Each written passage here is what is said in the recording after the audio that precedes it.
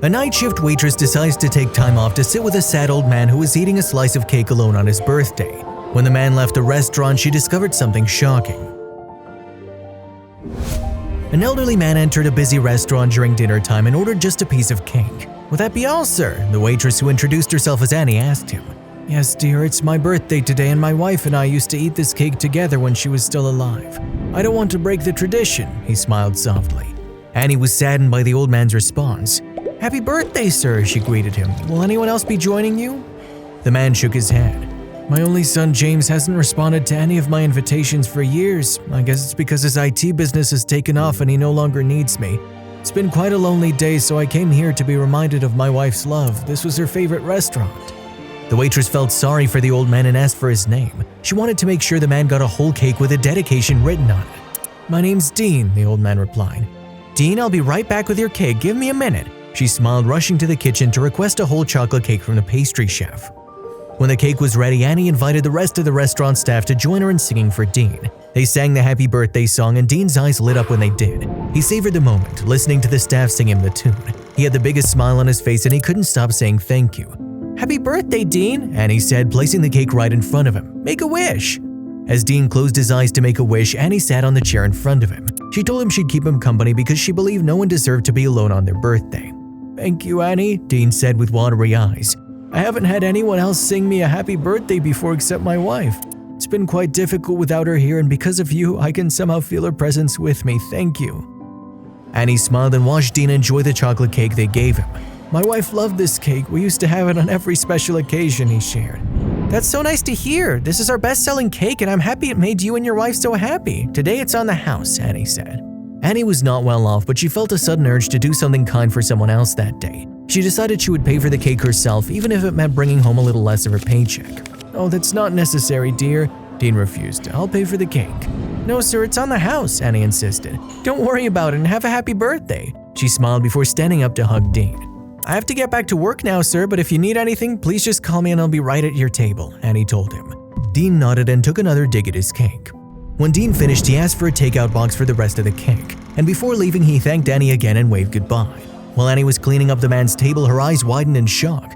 She found a check for $50,000 under his empty plate. There was a note written on the napkin beside it which read, "Thank you for giving me a wonderful birthday. This is my tip and my thanks to you."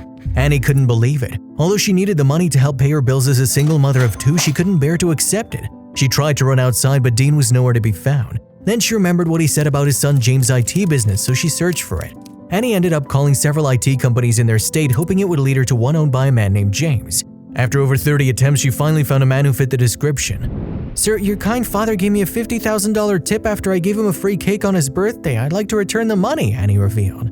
Upon hearing $50,000, James was suddenly interested in what Annie had to say. "I'll be right there and we can go to my father together," he said before putting down the phone.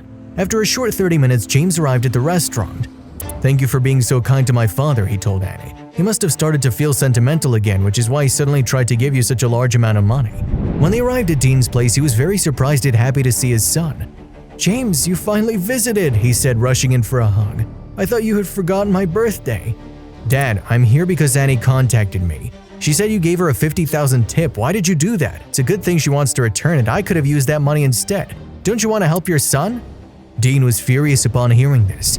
"And here I was thinking you'd finally decided to spend some time with me. You're here for money? Last time I saw you, I gave you $1 million to start your company. Now you're trying to get the $50,000 tip I gave somebody? How dare you?" he scolded his son. "The company's about to go bankrupt. This $50,000 could really turn things back around for me. What kind of father are you?" James shot back. "I think the right question is, what kind of son are you?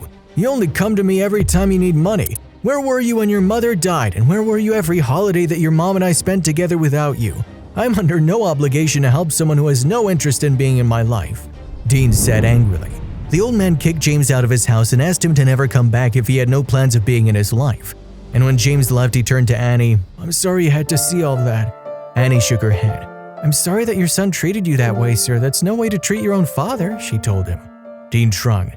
"I don't know what my wife and I did wrong. He was such a kind boy. Money must have changed him. But look, that money, it's yours. I'm not going to take it back," he told Annie.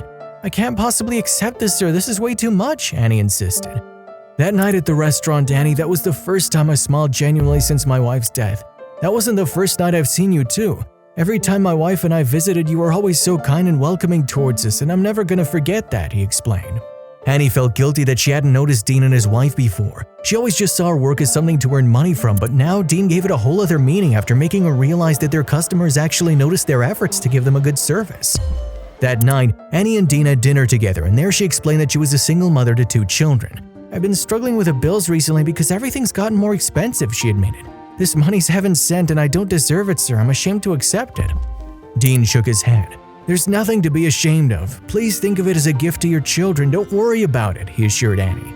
"I'd like for you to meet my kids. Would you be so kind to come to the restaurant tomorrow? I'll treat you and the kids to lunch," Annie offered. Dean couldn't help but smile. "I'd love that. Thank you, Annie." The following day, Dean happily made his way to the restaurant. He hadn't interacted with kids in a long time, so he was looking forward to meeting Annie's. When he got there, Annie introduced her 2 kids, Leon 8 and Era 4. The 2 of them hugged Dean and called him Grandpa in an instant. It melted his heart and made him extremely happy. That afternoon, while Annie worked, Dean sat with her children. He exchanged stories and he fed them their meals. By the end of the day, they were inseparable. "Mom, are we going to go see Grandpa Dean again tomorrow?" Leon asked his mom before they headed home. "I told him I'd show him my artwork." "I'd love to see you 2 again. Same time tomorrow?" Leon jumped for joy. "Same time tomorrow! See you, Grandpa Dean!" Annie laughed and shook her head. "You can see Grandpa Dean as much as you want, but it has to be up to him. You can't be bothering him when he doesn't want to be bothered." Dean smiled. "That's nonsense. You'll never be a bother to me. We can play as much as you want," he told the kids.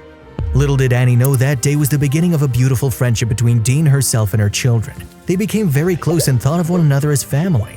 Until the end of Dean's life, he never had to feel alone, nor did he feel unloved ever again. He celebrated every birthday, every Thanksgiving, and every Christmas with Annie, Leon, and Era, who all loved him dearly and treated him like family. "Thank you for being there for me," Dean told him during his final moments. He'd fallen ill. "You never left my side, even during these trying times." "We love you, Grandpa Dean. You're family to us. Please never forget that," Leon said as he and Era embraced their Grandpa Dean one last time.